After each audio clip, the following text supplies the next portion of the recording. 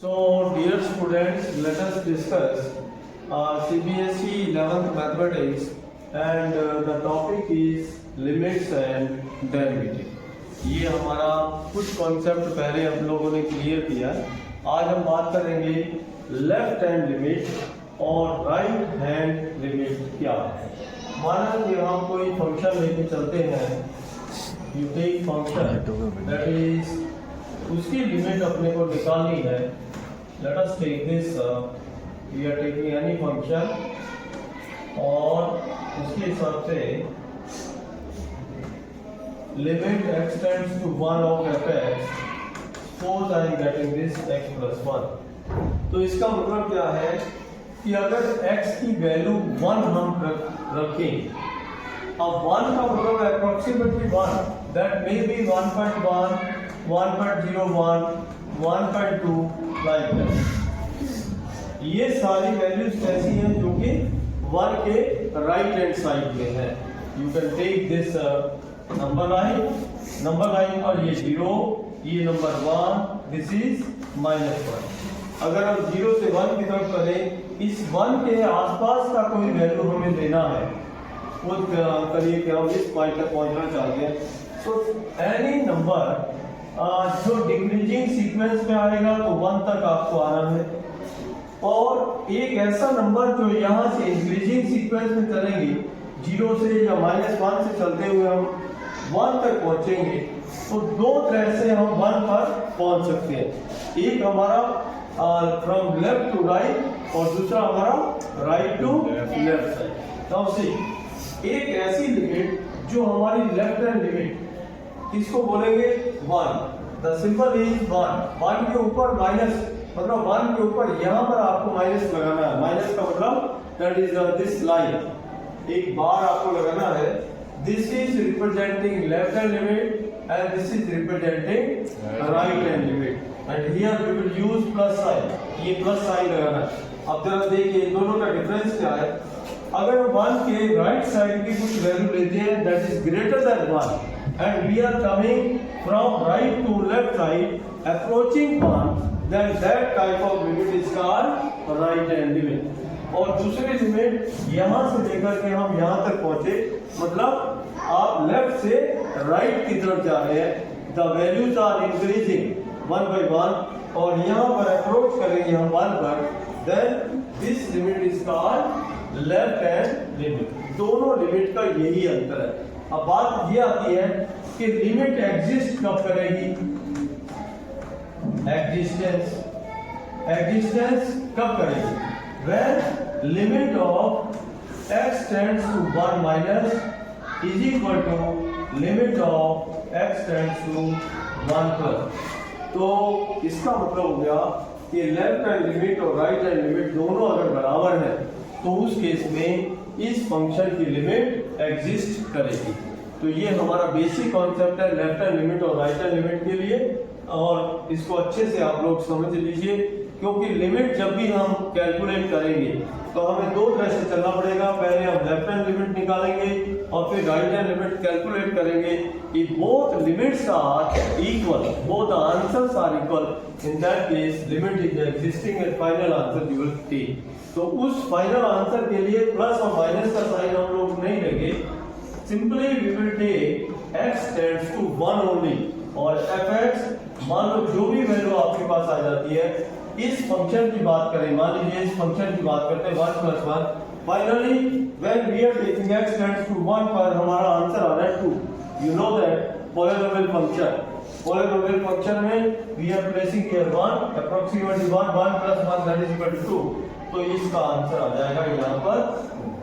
तो याद रखिए, again repeating, left hand limit is a limiting position जो कि हमारा लेफ्ट से राइट जाने पर क्या हो रहा है, इंक्रीजिंग में चल रहे हैं, और यहाँ पर हम 1 पर अप्रोच करेंगे। And the right hand limit is from right side to the left side, and again we are decreasing the values, and finally we are approaching to the particular value जहां पर हमें इसकी लिमिट लेनी है। So next concept in the case of algebra of limits की बात करेंगे। तो इस कॉन्सेप्ट को अच्छे से समझ लीजिए, बिकॉज ये सारे कॉन्सेप्ट के बेस पर हम लोग क्वेश्चंस को सॉल्व करते हैं। तो पहला है हमारा अलजेब्रा में, ध्यान दीजिए, if we are given one function two function and we are getting the sum of two functions and we are taking the limit this, so in this case the final answer will be limit x tends to a of first function plus limit x tends to a of second function। ये पहले और दूसरे दोनों function का सम करके हम करेंगे।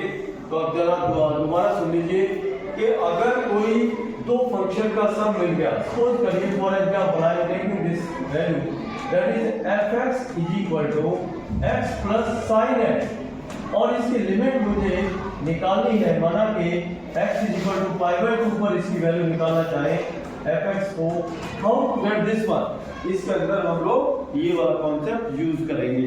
What is that, x की लिमिट अलग निकाल दीजिए, sin x की लिमिट को अलग कैलकुलेट कीजिए, on the same pi by 2 पर निकालेंगे, और then finally you just get the sum of both the answers, you will get the final answer in this case.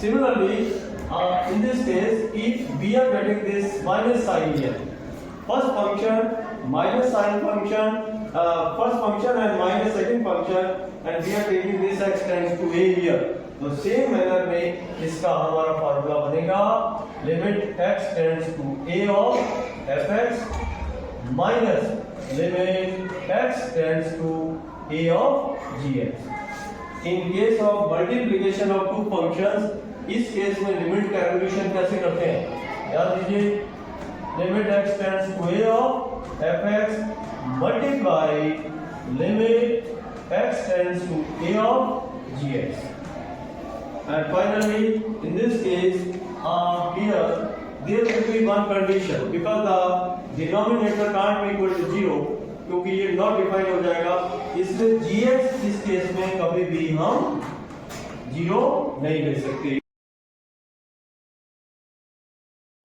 Dear student, थोड़ा सा अपन इस चर्चा को और बढ़ाएंगे आगे, और हम लोग आगे इसका एक कॉन्सेप्ट और हम लोग करेंगे, लिमिट्स ऑफ पॉलिनोमियल फंक्शन। पहले हम पॉलिनोमियल के बाद बात करेंगे, जो कि 9th क्लास से आप लोगों ने स्टडी की है। तो again I am repeating the polynomial function is what is the definition of polynomial function. You can see a0 a1x a2x square plus delta dash an x to the power n, this is known as a polynomial। अब इसमें क्या शर्त होती है, क्या condition लगती है, only one variable in all the terms, there will be only one variable that is x। देख लीजिए ये x है, फिर x की पावर बढ़ती जा रही है, and finally you are up to this xn, यहाँ तक पहुंचा। अब बात आती है कि what about this a0 a1 a2, ये सब क्या है, These are called constant terms, constant terms है। तो आप जरा हम इसका एक एग्जांपल लेते हैं। You can see here, I will take one example. You can see this, suppose a function fx that is equal to x2 plus x square plus x minus 1. This is one example for the polynomial. How it is polynomial? Because only x variable is there. Number 1, इसकी form में ही आ रहा है।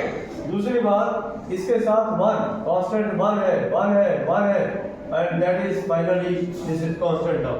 Again I am taking one more example, fx is equal to 3x power 4 minus 2x power 3 plus 2x square minus x plus 1। This is one example for the polynomial. ये भी एक polynomial है। पहचान आपको आनी चाहिए, आइडेंटिफाई करना आना चाहिए आपको। Why it is polynomial? Because in all the terms there is only one variable. One variable में x के साथ y या z नहीं होना चाहिए, दो वेरिएबल में टर्म नहीं आनी चाहिए। All the term must have only one variable, either x, y और z। एंड इसके साथ साथ जो कोएफिशिएंट्स हैं, ये सारे कोएफिशिएंट्स कैसे होने चाहिए, कांस्टेंट टर्म्स होने चाहिए। इसके बाद फिर आगे हम लोग एग्जाम्पल्स या क्वेश्चंस पर आएंगे। Dear students, on the basis of this concept related to limits and derivative, इस पर हम लोग थोड़ा सा और आगे बढ़ते हैं और अब कैलकुलेशन ऑफ लिमिट की बात करते हैं। पॉलिनोमियल में लिमिट्स को कैसे एवेल्यूट करते हैं।